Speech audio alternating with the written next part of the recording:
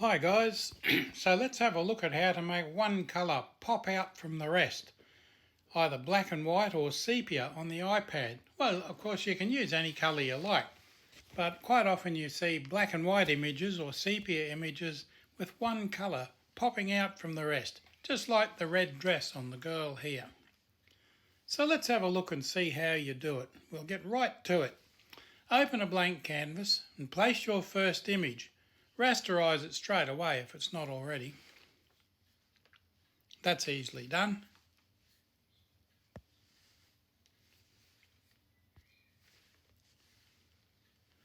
Now next we're going to apply an adjustment to the image to change it to black and white. And that's simple. Just select your adjustment studio on the right there. You can see it highlighted, the little white dots. And right at the top is black and white. Just tap that and it changes the image to a black and white image. Now you can adjust that slightly as according to the help file, and you can see if you want to look back at that I've darkened the trees a little bit to make it much more contrasty behind the young woman. Now the following settings can be adjusted, and the various options control the lightness value of the named colour areas of the design. And if you drag to the left to darken areas of the named colour and drag to the right to lighten them. Now the named colour, by that they mean select one of those colours by just tapping on it, and then you can drag left and right and it will change the values. You can also drag on the canvas to target and modify a colour tone. The initial pressure on the canvas will identify the predominant colour.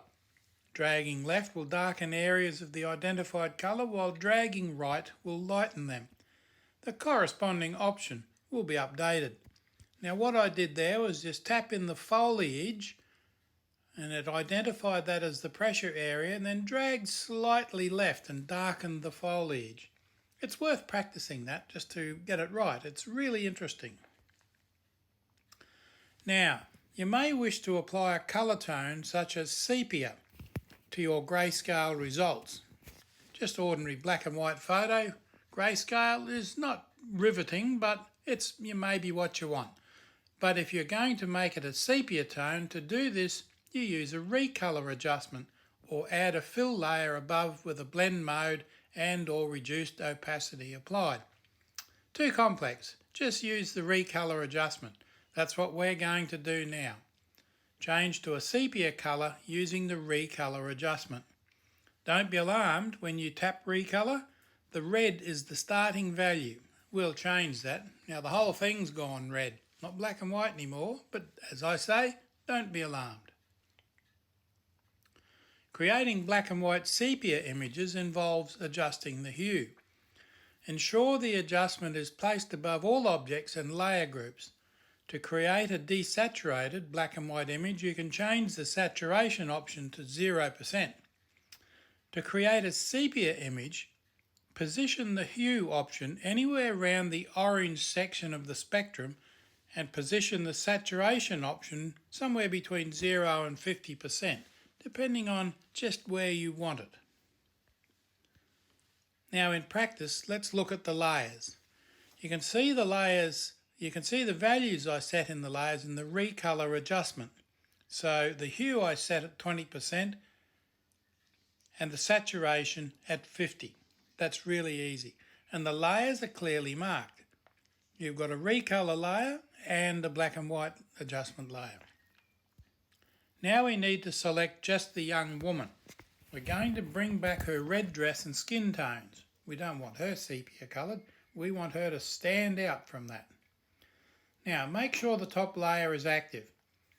Select the move tool. That just makes sure you sort of back at square one. Now switch to pixel persona. You can see up the top there, that's that little blue circle that's highlighted there. Once you're on there, then select the smart selection tool. That's that one there just below the paint bucket.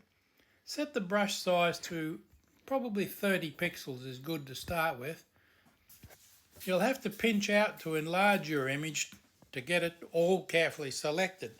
You probably will. Depends on your image. Now begin selecting.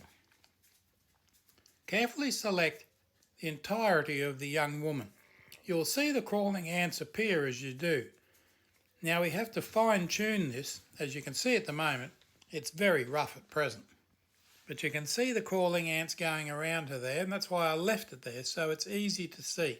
We're going to spread that out a little bit so she's very neatly selected. Now notice here I've reduced the brush size to 15 and enlarged the image to get better access to the edges. Remember, if you place 2 fingers on the screen, you can move that up and down, that image, the whole thing, the whole canvas up and down, so you can clearly see where you're working. Now let's refine the selection. Reduce the overall size by squeezing in again and tap Refine. Now that looks pretty good to me. Tap Apply. Now don't forget to tap Apply or you'll lose all your changes. I do this regularly. So where is that red dress? Select the paintbrush tool and leave the colour black. Now carefully paint over the figure of the woman and you'll see it coming back to its normal colour. 2 things. You're masking out the sepia recolour mask here, so the original black and white mask is being exposed. You can see there how she's gone back to a black and white image. So guess what the next job is? Select the next layer down. That's the black and white layer, and again paint out the mask. You're masking out the black and white mask here, so the original image is now exposed. Cool, huh?